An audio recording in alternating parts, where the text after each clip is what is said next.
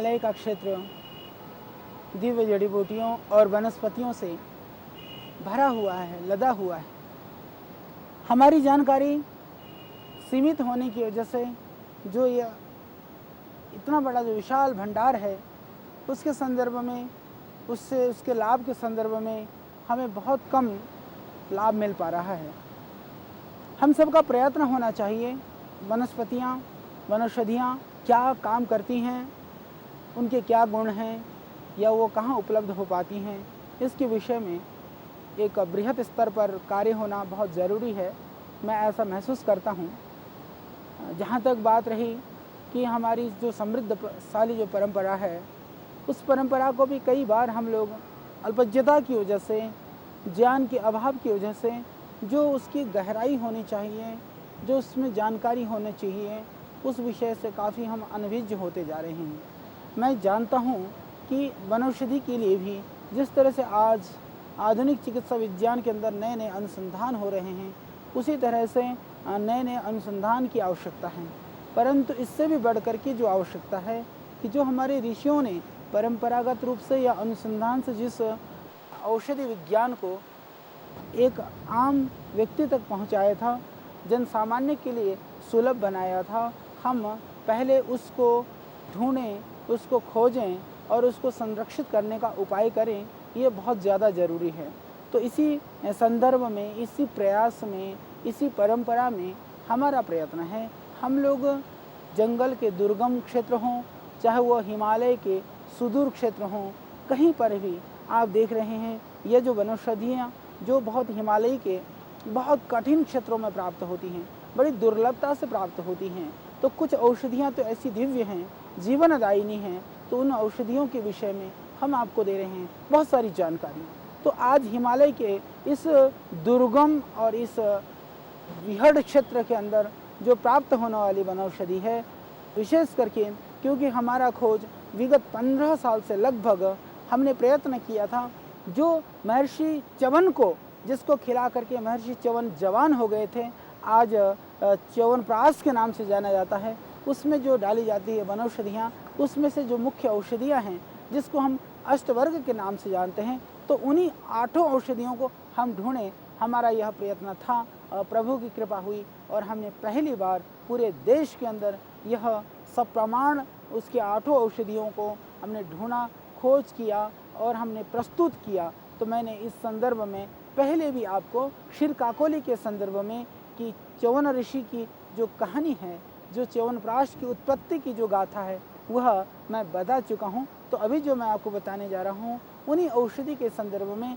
एक बहुत ही दिव्य गुणकारी औषधि है, जिसको मेदा और महामेदा, ये 2 वनस्पतियाँ हैं। भगवान की कृपा से, संयोग से दोनों ही पौधे मेरे पास हैं, तो थोड़ा सा उस विषय में मैं निवेदन करना चाहता हूँ। ये जो पौधा है, जिसके अंदर यह जो पत्तियाँ हैं, ये जो पत्तियाँ जिसमें मुड़ी हुई नहीं हो, जैसे कि ये पत्ती पीछे से मुड़ी हुई है, तो यह जो बिना मुड़ी हुई पत्ती है वह मेदा कहलाती है। जो पीछे से मुड़ी हुई होती है, इसके अंदर एक गुंडी सी बनी होती है, यह महामेदा कहलाती है। तो जहाँ जहाँ मेदा होती है उस कुक्षेत्र में महामेदा भी उपलब्ध होती है। तो अष्टवर्ग की प्रमुख 2 वनस्पतियाँ, अष्टवर्ग के अंदर मेदा, महामेदा, काकोली, क्षीर काकोली, ऋषभक, जीवक और रिद्धिवृद्धि, ये 8 औषधियों को डाला जाता है, प्रयोग किया जाता है। हालांकि आज बाजार के अंदर जो टनों में च्यवनप्राश जो बिकता है, उसके अंदर मैं समझता हूँ कि ये वनौषधियाँ मैं नाम मात्र के लिए भी वो नहीं डाली जाती हैं, क्योंकि एक तो यह बहुत ही दुर्लभ हैं और उसके बाद में भी ये काफ़ी पहचान भी नहीं है लोगों को इस विषय में। और आज तक भी एक भ्रांत अवधारणा, जो आयुर्वेद के मनीषी हैं, जो आयुर्वेद के जानकार लोग हैं, उनके अंदर भी एक भ्रांत अवधारणा है कि वो 8 औषधियाँ नहीं, अभी तो 4 औषधियाँ हैं। मेदा, महामेदा एक है, काकोली, क्षीर काकोली एक है, रिद्धि वृद्धि एक है, ऋषभक, जीवक एक है। इस तरह से हमने सबसे पहले तो 8 औषधियों को 4 बना दिया। उन 4 औषधियों में से भी जो बाजार में उपलब्ध औषधियाँ हैं, उनमें से 2-3 गलत हैं और 1-2 औषधियाँ सही हैं, और जो सही औषधि है हम उसको भी नहीं डालते हैं। तो फिर आयुर्वेद के ऊपर जो गुणवत्ता की बात हम करते हैं या आयुर्वेद की क्वालिटी की बात करते हैं, तो वो बहुत दूर की बात है। इसके लिए ज़रूरी है कि हम उन औषधियों को खोजें, ढूंढें, क्योंकि हम पूरी तरह से जड़ी बूटी के संदर्भ में पराश्रित हो गए हैं। ठीक है, औषधि बनाने के लिए यदि आप फैक्ट्री लगा भी लें, फार्मेसी लगा भी लें, परंतु यदि वनौषधियाँ नहीं मिलेंगी, ये मैं कहता हूँ कि सबसे पहले उन औषधियों को पहचान करना ज़रूरी है। पहचान के बाद दूसरा हमारा जो कार्य है वो कार्य है कि हम उसको बहुत ज़्यादा उसको कल्टीवेशन भी शुरू करें, हम वनौषधियों को लगाना भी प्रारंभ कर दें, ये बहुत ज़्यादा ज़रूरी है। तो हमें सबसे पहली आवश्यकता है खोज करने की। जो वनस्पतियाँ जो हिमालय में आज भी बिखरी हुई हैं, फैली हुई हैं, आप देख सकते हैं कि कई चीज़ें, जैसे आप सामने मेरे ये देख रहे हैं, ये प्राकृतिक रूप से यहाँ पर लगा हुआ है। जैसा कि मैंने बताया, यह जो सीधी पत्तियाँ हैं ये मेदा की हैं, जिसके अंदर मुड़ती नहीं है, और जो पत्तियाँ पीछे से मुड़ी हुई हैं ये महामेदा की हैं। थोड़ी सी इसकी यदि पत्तियों की बहुत बात करें तो इसकी जो पत्तियाँ होती हैं हल्की सी चौड़ी होती हैं और इसकी पत्तियाँ हल्की सी पतली होती हैं। इतना ही इसके अंदर फ़र्क होता है। लगभग उसके जो बीज हैं वो दोनों के ही एक समान होते हैं। और जहाँ तक बात रही कंद की, तो दोनों के ही, मेदा की भी और महामेदा की भी, दोनों की कंद भी लगभग समान होते हैं। इसीलिए बाज़ार के अंदर वो मेदा और महामेदा के नाम से एक ही कंद बिकता है। हालांकि ये पृथक पृथक कंद हैं, दो ये प्रजातियां हैं, दो ये औषधियां हैं, दो वनस्पतियां हैं। हालांकि गुण की दृष्टि से जो हमें जानकारी है, जो प्राप्त जो ज्ञान है, उसके आधार पर गुणों में बहुत ज़्यादा भिन्नता नहीं है। जो मेदा के गुण हैं वही महामेदा के हैं। तो इन गुणों की तो हम चर्चा करेंगे ही। इससे पहले हम थोड़ा सा च्यवनप्राश के विषय में आपको बताना चाहते हैं। पतंजलि योगपीठ ने, दिव्य योग मंदिर ने, श्रद्धेय स्वामी रामदेव जी महाराज के आशीर्वाद से, उनकी शुभकामना से हम लोगों ने प्रयत्न किया, एक बहुत लघु रूप में, दिव्य फार्मेसी के रूप में हमने औषधि बनाने का प्रयत्न किया। तो उन औषधियों के लिए हमने प्रारंभ से ही ये ध्यान रखा था कि हम बहुत ही गुणवत्ता युक्त औषधियों का ही हम निर्माण करें, जिससे हमारे देश के लोगों को बहुत शुद्ध जो वनस्पति है, शुद्ध औषधियाँ हैं, वो उपलब्ध हो सके। तो इसी संबंध में जब हमने च्यवनप्राश बनाना प्रारंभ किया और च्यवनप्राश के लिए जब हम औषधि अन्वेषण करने लगे, तो हमें पता चला कि च्यवनप्राश के अंदर जो डालने वाली बहुत सारी औषधियाँ हैं वो नहीं मिलती हैं। तो उसी समय हमने एक संकल्प किया था कि हम चाहे कहीं भी जाना पड़े, आप जानते हैं कि हिमालय क्षेत्र के, दुर्गम क्षेत्र के जो यात्रा कितनी कठिन होती है। यह जो जिन लोगों ने हिमालय की यात्रा की है, जो हिमालय में जाते हैं, उन लोगों को पता है। और ये वनौषधियाँ प्रायः वर्षा ऋतु में होती हैं। वर्षा ऋतु में पहाड़ टूटते हैं, हिमालय टूटते हैं, और उस समय ही वनस्पतियाँ मिलती हैं। तो वर्षा की परवाह करने से औषधियाँ नहीं मिलती हैं, और वर्षा की परवाह ना करे तो जो लैंडस्लाइड होती है, सड़क टूट जाती हैं, रास्ते टूट जाते हैं, उसको झेलना पड़ता है। उसके लिए अभी भी हम लोग कई दिन तक हमें रुकना पड़ता है, पर हमें परवाह इसलिए नहीं होती है क्योंकि हमारा एक लक्ष्य है। हम जहाँ भी रुक जाते हैं, उस क्षेत्र में, उस हिमालयी क्षेत्र में, उस दुर्गम क्षेत्र में जो औषधियाँ मिल सकती हैं, जो वनौषधियाँ प्राप्त हो सकती हैं, तो उनको हम ढूंढते हैं, उसके विषय में हम खोज करते हैं। हमारा आज मार्ग अवरुद्ध हो गया तो कोई बात नहीं, वनौषधियों का मार्ग जो है वो प्रशस्त होता है। तो मैं ये मानता हूँ कि व्यक्ति को भी अपने जीवन में भी ऐसा ही होना चाहिए। यदि आप किसी कार्य के प्रति प्रवृत्त हैं, कोई काम आप कर रहे हैं, और फिर यदि आपका वह काम होने में कठिनाइयों का सामना होता है, तो आप कठिनाइयों से घबराए नहीं, विचलित न हों, क्योंकि कहीं ना कहीं मैं ऐसा मानता हूँ कि उन कठिनाइयों के बीच में ही कहीं आपका कल्याण का, आपके जीवन की उन्नति का मार्ग छिपा हुआ होता है। जो कठिनाइयों से, विपत्तियों से घबरा जाता है, उसका मार्ग हमेशा के लिए अवरुद्ध हो जाता है। आप देखिए, आसमान के अंदर यदि बादल हैं तो क्या हुआ, इन बादलों के बीच में ही तो कहीं सूर्य का उदय होता है। तो जब जो बादलों से घबरा जाएगा तो कभी भी सूरज की किरणों को कब देख पाएगा। तो आप बादलों का भी स्वागत करिए, बादलों का भी सत्कार करिए, जिससे कि आपको सूर्य की किरणों का आनंद मिले, उसका प्रकाश मिले। इसके लिए आपको प्रतीक्षा करनी होगी। इसी तरह से जब आप दुर्गम क्षेत्र की यात्रा करते हैं, हिमालय क्षेत्र की यात्रा करते हैं, तो उस समय पर भी आपको घबराना नहीं चाहिए। जो आपका लक्ष्य है, जो आपका उद्देश्य है, जिसको आप जीवन में प्राप्त करना चाहते हैं, उसका सतत स्मरण करने से निश्चित रूप से आपकी यात्रा सरल होगी, सुखद होगी। कठिनाइयों में भी आप एक आनंद की अनुभूति करेंगे। तो हमारा लक्ष्य, जब हम हिमालय क्षेत्र में जाते हैं, हिमालय क्षेत्र में यात्रा करते हैं, तो हमारे मन में एक ही भाव रहता है कि हमें उन दिव्य वनस्पतियों की, उन दिव्य जड़ी बूटियों की हमें खोज करनी है, उन दिव्य जड़ी बूटियों को हमें प्राप्त करना है। तो इस भाव से जब हम हिमालय की यात्रा करते हैं तो हमें कहीं भी कष्ट और परेशानी की प्रतीति नहीं होती है। हमें वह हर पल हर क्षण आनंददायक प्रतीत होता है, आनंददायक महसूस होता है। तो मैं तो ऐसा मानता हूँ, यदि आपको दुर्गम स्थान की यात्रा ही, जीवन भी तो एक दुर्गम पथ का पथिक बनाता है मनुष्य को। संपूर्ण जीवन ही एक दुर्गम डगर है। इस जीवन को हमें आनंद से, साहस से, उत्साह के साथ ही हम पार पा सकते हैं। तो उसके लिए हमें हमेशा सजग, जागरूक और लक्ष्य के प्रति एक निष्ठ भाव से, तल्लीनता से हमें संलग्न होना होगा, लगना होगा। तो मैं आपको बता रहा था मेधा के विषय में, महामेधा के संदर्भ में। तो ये जो अष्टवर्ग की 8 जो दिव्य औषधियाँ हैं, दिव्य वनस्पतियाँ हैं, उन औषधियों में से एक यह भी दिव्य औषधि है। तो यह दोनों ही कंद मेरे पास हैं। यह दोनों कंद में, जैसा कि मैंने कहा, बहुत भिन्नता नहीं है। कुछ कंद थोड़ी सी, जो महामेधा की जो कंद होती है थोड़ी सी पतली होती है, और जो मेधा के कंद होते हैं वो थोड़े से बड़े होते हैं।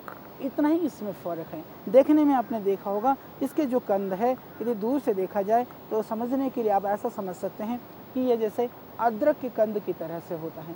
तो अदरक की तरह से ये आपको दिखाई देता है और खाने में हल्का सा कशेला होता है। तो हमारा संकल्प था, जब हमने च्यवनप्राश बनाना शुरू किया, जब हमें पता चला कि बाज़ार के अंदर अष्टवर्ग के नाम पर जो औषधियाँ वो शुद्ध नहीं हैं, वो सही नहीं हैं, तो उसी समय पर हमने ये ठान लिया था कि यदि जीवन रहा तो हम उन 8 औषधियों को खोज निकालेंगे, ढूंढ निकालेंगे। तो आज हमें सुखद अनुभूति है, सुखद आनंद है कि हमने उन औषधियों को ढूंढ निकाला। पर अभी उसके साथ में जो बहुत ज़रूरत है कि उन 8 औषधि युक्त च्यवनप्राश हम नहीं कह सकते कि हम कब बना पाएंगे, परंतु अभी वो औषधि पहचान कर ली गई है। अभी भी जैसे मैं बैठा हूँ, मैंने आपको बताया कि ये मेधा और महामेधा के अंदर, जैसे कि अभी मैंने आपको बताया था, ये जो पत्तियाँ हैं ये थोड़ी सी पीछे से मुड़ी हुई होती हैं, और मेधा के अंदर वो पत्तियाँ मुड़ी हुई नहीं होती है। ये सीधी सी पत्ती होती है, और ये थोड़ी सी पतली होती है, ये थोड़ी सी चौड़ी होती है। इसके कंद अदरक की तरह से दोनों ही कंद होते हैं। इसके जो फल हैं वो आपने देखा होगा, ये थोड़े थोड़े, ये छोटे छोटे से दाने होते हैं, ये गोल गोल से। इसके अंदर लगभग आप देखेंगे इसमें 2-3 बीज जो है इसके अंदर होते हैं। तो यह एक दिव्य वनौषधि है, दिव्य जड़ी बूटी है। तो इसको प्राचीन काल से ही, कि मैंने जैसे आपको च्यवन ऋषि की कहानी में बताया, यह वयस्थापक है, आयु को बढ़ाने वाली है, ये जीवन शक्ति को बढ़ाने वाली है। और वृद्धत्वजन्य जितने भी रोग हैं, वास्तव में जीवन के अंदर कोई शायद बूढ़ा नहीं होना चाहता है। ये सत्य है कि बुढ़ापा एक जीवन का कटु सत्य है, क्योंकि मैं ऐसा मानता हूँ कि जब मनुष्य माँ के गर्भ में आ जाता है तो संसार के अंदर महर्षि पतंजलि कहते हैं कि 5 दुखों को साथ में लेकर के आता है। पहला गर्भवास दुख, दूसरा जन्म दुख, तीसरा जरा दुख, जरा यानी बुढ़ापा, फिर इसके बाद में रोग दुख, फिर 5वां जिसको बोलते हैं मृत्यु दुख। ये 5 दुख से, यानी बुढ़ापा, रोग, मृत्यु, गर्भ और जन्म, इन 5 चीज़ को हर व्यक्ति को ही सहन करना पड़ता है। परंतु फिर भी प्रभु ने यदि जीवन दिया है तो जीवन को संवारने के लिए हमें जीवन जीने की कला योग के माध्यम से, योग की विधाओं के माध्यम से, हमारे शास्त्रों के माध्यम से, हमारी परंपराओं के माध्यम से हमारे ऋषियों ने हमें दिया है। तो इसके साथ साथ में जीवन को, शरीर को निरोग बनाने के लिए, इस तन को रोग रहित बनाने के लिए इन वनौषधियों का, इन दिव्य जड़ी बूटियों का ज्ञान भी ऋषियों ने हमें दिया है। तो योग के द्वारा हम अपने मन को निरोग रखें, हम अपने विचारों को शुद्ध रखें, अपने आचरण को ठीक करें, और औषधि के द्वारा हम अपने तन को ठीक रखें, जिससे कि हमारा जीवन सफल हो सके, जिससे कि हमारा जो समय है वो आनंद के साथ कट सके। यही हमारा प्रयत्न है। तो इन वनौषधियों के द्वारा इनसे तन ठीक रहेगा तो निश्चित रूप से आपकी मन की प्रसन्नता भी बढ़ेगी। तो मैं यही कह रहा था कि ये जो मेधा और महामेधा हैं, यह वयस्थापक हैं, इससे आयु की अभिवृद्धि होती है, और इसके साथ साथ में बुढ़ापे को रोकता है। बुढ़ापे को रोकने से अर्थ शरीरगत थोड़े लक्षण वृद्धावस्था के दिखाई देंगे, परंतु वृद्ध काल में आपके शरीर को रोगाग्रस्त नहीं होना पड़ेगा, रोगाक्रांत नहीं होना होगा। इसके लिए ये औषधियाँ बहुत ही कारगर हैं। और च्यवनप्राश के अंदर यदि उचित मात्रा में डाला जाए तो जिस तरह से च्यवन ऋषि बुढ़ापे से जवान हुए थे, इसी तरह से आज का व्यक्ति भी निश्चित रूप से बुढ़ापे से बच सकता है। हालांकि दिव्य फार्मेसी का जो च्यवनप्राश है जो हम बनाते हैं उसके अंदर भी हमने प्रयत्न किया है। अभी इन अष्टवर्ग की 2-3 औषधियाँ हम डालते हैं। ये सत्य है, मैं बिल्कुल यथार्थ कह रहा हूँ कि 8 औषधियाँ अभी भी बहुत ही कम मात्रा में पूरे जंगल में उपलब्ध हैं। तो यदि भगवान करें कि उसको ज़्यादा मात्रा में जिस दिन हम उपलब्ध कर पाएंगे, ज़्यादा पैदा कर पाएंगे, उस दिन हम जरूर अष्टवर्ग युक्त च्यवनप्राश पूरे देश को खिला पाएंगे। अभी तो अष्टवर्ग युक्त तो हैं, पर 8 वर्ग में से 8 औषधियाँ उपलब्ध नहीं हैं। तो जो उपलब्ध हैं उनको हम डालते हैं, इसीलिए वह बहुत ही गुणकारी है, बहुत ही लाभकारी है। कफ में, अस्थमा में या शरीर के रोग प्रतिरोधक क्षमता के लिए बहुत ही कारगर है। और जो आयुर्वेद के दूसरे लोग हैं, आयुर्वेद के जानकार जितने भी लोग हैं, उनसे भी मैं आग्रह करूंगा कि अष्टवर्ग की जो औषधियाँ उपलब्ध हैं हम ज़रूर उनको डालें, और उसको पहचानने के लिए मैं ज़रूर उसमें सहयोग कर सकूंगा। और हमने अष्टवर्ग की एक पुस्तक जीवनीय अष्टवर्ग के पौधे करके मेरी पुस्तक हिंदी में भी अंग्रेजी में भी उपलब्ध है, जिसके द्वारा आप 8 पौधों को पहचान कर सकते हैं, 8 पौधों के प्रयोग के संदर्भ में जान सकते हैं, उनके गुणों के संदर्भ में संक्षिप्त में जान सकते हैं। हालांकि इसके ऊपर बहुत काम करने की आवश्यकता है, बहुत काम करने की ज़रूरत है। तो जैसे मैं बता रहा था कि इसके मैदा और महामैदा के विषय में, यह का पाउडर करके भी, यदि इसको आप सुखा करके भी पाउडर करके भी लेते हैं तो इससे जीवनी शक्ति की अभिवृद्धि होती है। कफ के लिए, बलगम के लिए, शारीरिक क्षणता के लिए, धातु दुर्बलता के लिए, यौन दुर्बलता के लिए, और कुछ भी नहीं करना, आपको सिर्फ पाउडर करें, चाहे तो सीधा सीधा दूध के साथ ले लें या फिर आप सुखा करके इसको मिश्री मिला करके ले सकते हैं। तो लेने से प्रातः सायं यदि आप 1-1 ग्राम या 2-3 ग्राम पाउडर भी प्रतिदिन लेते हैं तो निश्चित रूप से इससे आपकी जीवनी शक्ति की अभिवृद्धि होती है। यह बुढ़ापा को रोकता है और यह किसी भी तरह के कफ, बलगम, खांसी, कमजोरी या नपुंसकता या स्त्री या पुरुष रोग, जितने भी यौन जनित विकृतियां हैं, उन सब को भी यह औषधि निश्चित रूप से दूर करती है। यह बहुत ही लाभकारी और बहुत ही गुणकारी वनस्पति है। यह मैदा और महामेदा, तो यह दोनों ही चीज़ों का, दोनों ही पौधों का मैंने एक साथ आपको परिचय कराया। ये हिमालय के बहुत ही दुर्गम क्षेत्र में होता है, बहुत कठिन क्षेत्रों में होता है। तो आइए इन वनस्पतियों को ढूंढें, इनको खोजें, इनके संरक्षण के लिए हम प्रयत्न करें। बहुत ज़रूरी है इनका संरक्षण और संवर्धन करना, क्योंकि यह हमें ही करना होगा, ये हमारा ही कर्तव्य है। हम इसके प्रति जागरूक बने, हम इसके लिए एक अभियान चलाएं जागरूकता का, तो जिससे कि आज समाज के अंदर बहुत सारी जो विकृतियां पैदा हो रही हैं, जो बीमारियां बढ़ रही हैं, जो परेशानियां बढ़ रही हैं, उन परेशानियों को रोकने के लिए ये दिव्य औषधियाँ बहुत ही कारगर हैं, बहुत ही गुणकारी हैं। तो यह आज मैंने आपको च्यवन ऋषि, जिसको सेवन करके बुढ़ापे में जवान हुए थे, उन 8 औषधियों में से मैं पहले भी आपको परिचय करा चुका हूँ एक बहुत ही दुर्लभ दिव्य औषधि के विषय में।